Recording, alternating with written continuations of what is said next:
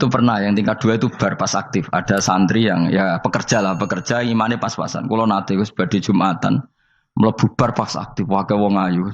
Meh wera Jumatan. Mergo mau tingkat 2 bar, tingkat 3 masjid. Itu ana khutbah yang barnya tetap main, ada bar yang masjidnya tetap khutbah. Itu masuk bar. Sudah Jumatan apa ning kene wae.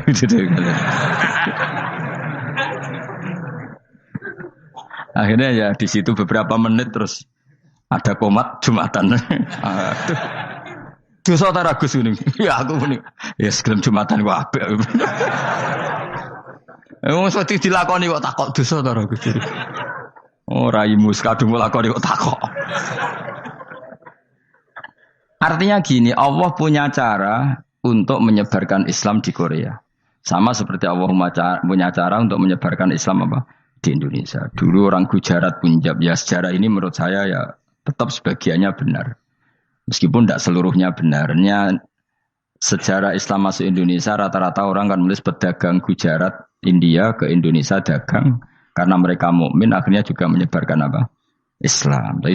Itu jelas nyata. Meskipun tidak semuanya seperti itu karena ada yang dibawa Yusuf Baros itu yang muridnya Sayyidina Ali itu.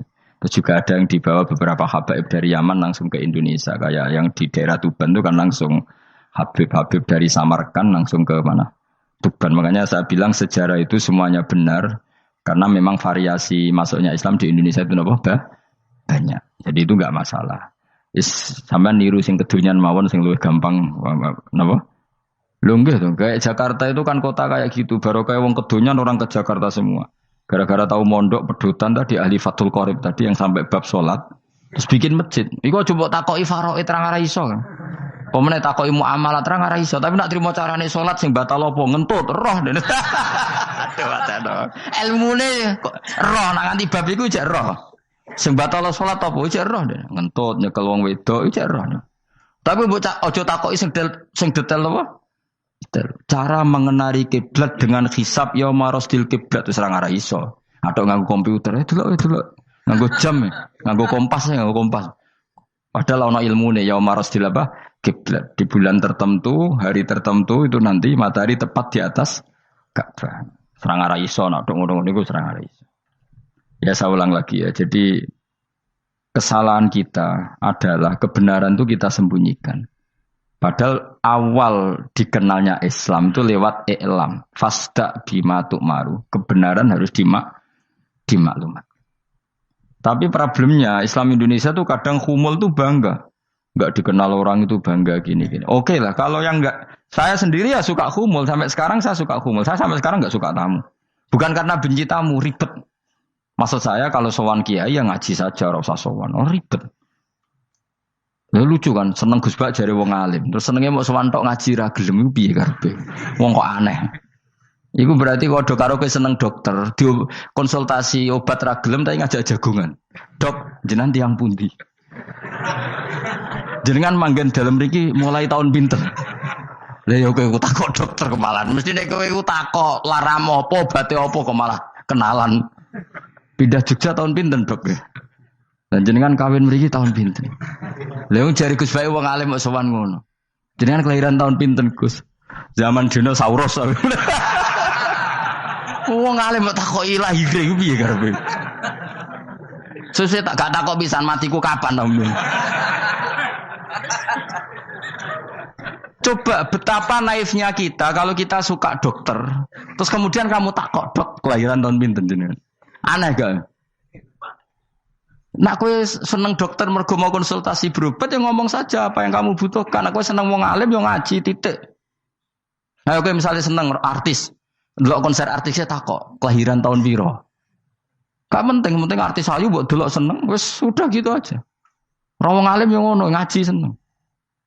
Yang kadang wong Jawa lucu, seneng wong alim sowan terus takok-takok.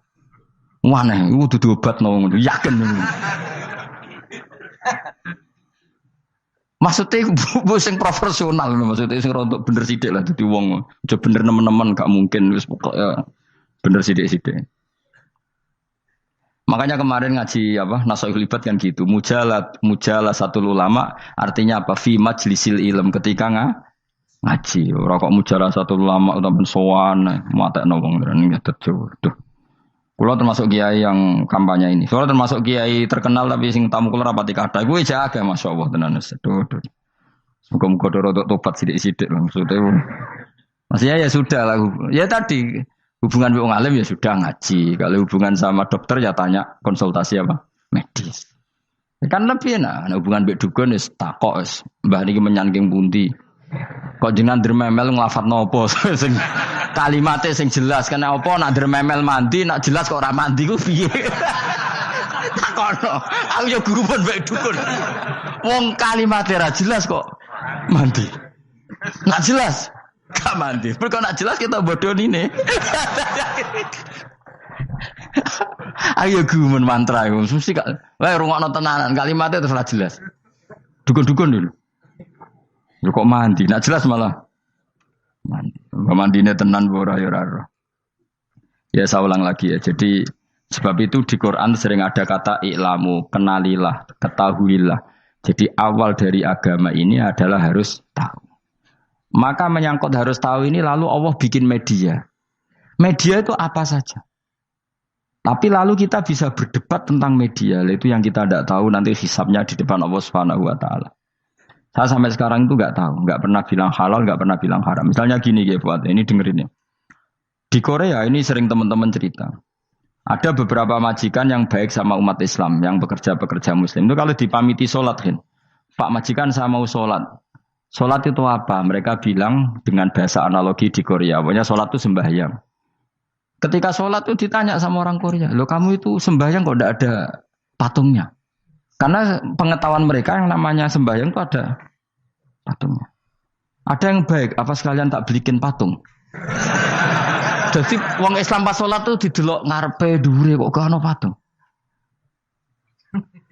Ono sing ape sujud tuh digambarno salib. Mergo dekne denger-denger kalau karena tidak tahu Islam itu apa. Sementing ada personifikasi Tuhan. Ada lagi ini yang agak ngeri. Ada pegawai Garuda karena dia agak terpelajar waktu sholat dia sholat sama krunya di mall. Itu langsung security mall nelpon polisi. Ini ada ritual teroris gitu. Jadi sholat itu dianggap mukadimah sebelum ngebom. Jadi ritual. Pertanyaannya adalah karena mereka tidak pernah ngerti sholat itu kayak apa. Dan kadang-kadang orang ngerti bahwa sholat itu adalah ritual umat Islam itu lewat media. Media itu bisa berita, bisa dokumenter, bisa apa saja. Kita tidak pernah tahu cara Allah mengertikan. Seperti kita tidak pernah tahu madzhab Mu'tazilah, tahunya itu dari kitab-kitab ahli sunnah wal jamaah. Coba kita semua misalnya tahu madzhab yang aneh, Mu'tazilah, Jabariyah, Qadariyah, itu dari kitab mereka apa dari kitab ahli sunnah? Dari kitab ahli sunnah. Maka bisa saja informasi keburukan itu dari orang baik dan informasi kebaikan dari orang buruk. Kita tidak pernah tahu. Karena ini yang bisa ngelola hanya Allah Subhanahu wa taala. Tidak bisa, kita tidak bisa, hanya Allah yang bisa. Maka perdebatan Ahmad bin Hambal dengan Haris al-Muhasibi itu seperti itu. Misalnya gini, tak kiri contoh. Haris al-Muhasibi itu orang alim allamah. Dia ahli sunnah mandat, pokoknya ahli sunnah sekali. Dia mau ngarang kitab tentang dia menentang Mu'tazilah. Menentang Qadariyah, menentang Syiah.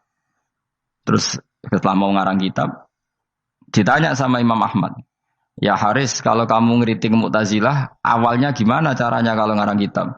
Ya saya cerita pendapat mereka dulu, lalu saya saya tentang. Imam Ahmad guyu-guyu.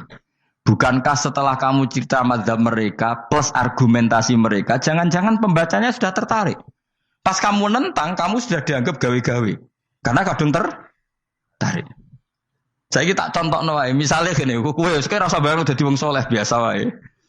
Aku ana gambar wong wedok montok tak tulis, hindari ini. Kira-kira dia maca hindari apa gambare? Enggak jawab ya, kira-kira lho. Sing mbok nikmati kata hindari apa? Sing mbok eling-eling kalimat hindari apa gambare? Kira-kira. Padahal tulisannya apa? Hindari bahaya ini. Bahaya ndi terus didelok. Terus sing dieling-eling ora hindarine tapi sama. Pendapat Mu'tazilah itu ada yang menarik. Misalnya gini, menurut Mu'tazilah, seseorang masuk neraka ya karena amalnya, masuk surga ya karena amalnya. Apa artinya kalau masuk surga karena fadli Allah? Lalu gunanya amal apa? Mungkin pembaca kan tuh, wah ini proporsional ini. Gak ada ahli sunnah, jadi bus warga mereka fadole pangeran. Kok enak? Lalu gunanya amal apa? Padahal dia tahu pendapat Mu'tazilah itu dari kitab itu. Kitabnya orang ahli sunnah. Gak pernah tahu kita. Ya saya ulang lagi. Itu kan ibarat kayak KUHP. Kamu baca KUHP draft, terus kamu cocok. Kamu mesti nyalahkan yang demo. Atau baca buku selebaran orang demo, kan terserah kamu. Kamu kan punya akal, kan tetap milih. Tetap milih. Problemnya kata Imam Ahmad itu, ketika kamu menceritakan pendapat Mu'tazilah, bisa-bisa orang itu kadung tertarik. Ketika mulai kamu tentang, orang itu gak tertarik sama penentangan kamu. Berarti kamu ikut menyebarkan Mu'tazilah. Sama seperti tadi, gambar perempuan yang agak jorok tadi, sebetulnya tak tulisi kata hindari. Padahal Rukinus gak tahu, eling wong wedok gara-gara tak kei gambar hindari bahaya ini malah jadi eling. Orang eling tulisannya eling. Nah, hakikat saya ini penyebar kata hindari apa penyebar gambar itu? Coba. Lalu status saya ini pengedar gambar itu apa pengedar kata hindari? Lah iya yang mengedarkan kata hindari tapi yang mengedarkan. Nah, sama sekarang pertanyaannya, kalau kamu ngarang kitab anti Mu'tazilah itu sebenarnya pengedar mazhab Mu'tazilah apa penentang? Ya pengedar juga karena umat tahu dari kitab kamu. Dong toh. Lah ya mulane ku dadi perdebatan, kok kaya iya kaya ora. Juga tuh gale gini misalnya, kamu jangan milih presiden yang dari militer, itu pasti keras, tegas, terus kaku. Ternyata pembaca itu wataknya militer. Lu cari yang begini, pusing kan kamu. Agak suka presiden sipil, nggak tegas. Padahal kamu nulis itu untuk menggiring orang milih presiden. Jangan milih yang militer, pasti tegas, nggak demokratis, nggak nerima pendapat. Ternyata pembacanya suka saya punya pemimpin yang tegas. Habis kamu kan? Yang tahu hati orang itu siapa? Makanya ketika kitab ahli sunnah dipenuhi dengan cerita-cerita madzhab Mu'tazilah, itu sebetulnya kamu itu pengedar apa penentang? Itu pertanyaan Ahmad bin. Akhirnya Imam Haris Al-Muhasibi bilang gini. Enggak, maksud jenengan itu ngelarang apa dukung. Pokoknya mergo mangkel. Dari Imam yo aku pokoknya ngomong ngono ae pokoknya.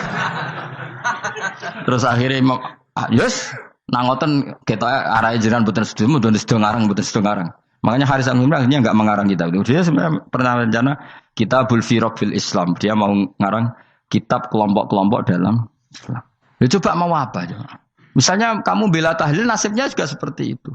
Hujahnya tahlil, ini gini. Terus hujahnya penentang tahlil. Yang bisa mengendalikan pikiran pembaca siapa? Ternyata dia tertarik sama pikiran penentang. Lucunya yang menceritakan kamu, pengagum tahlil. Kan tidak pernah tahu. Mana nak dari ceritanya Mbah Mun itu lucu. Mbah Mun itu mondok Lirboyo. Itu di Bandar Kidul wakai wong ayu.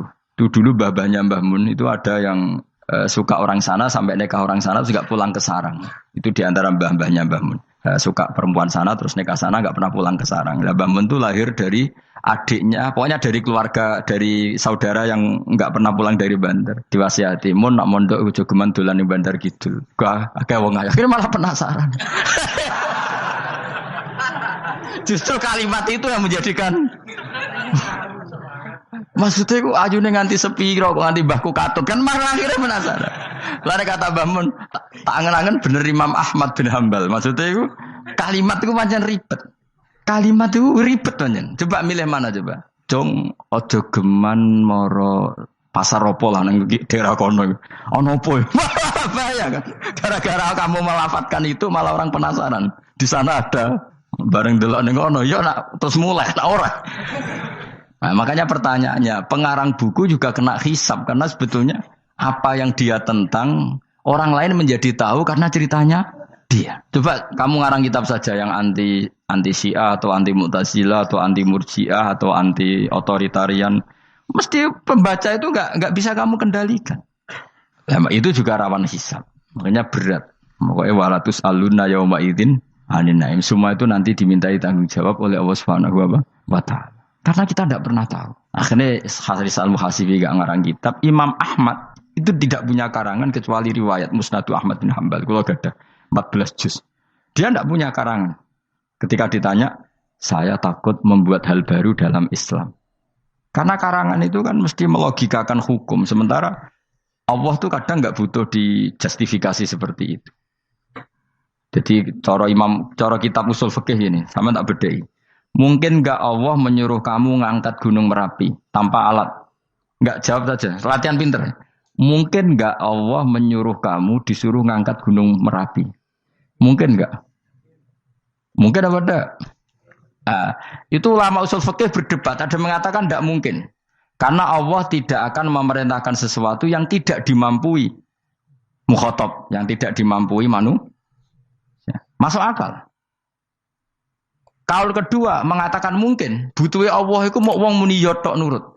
Senajan to gak mungkin.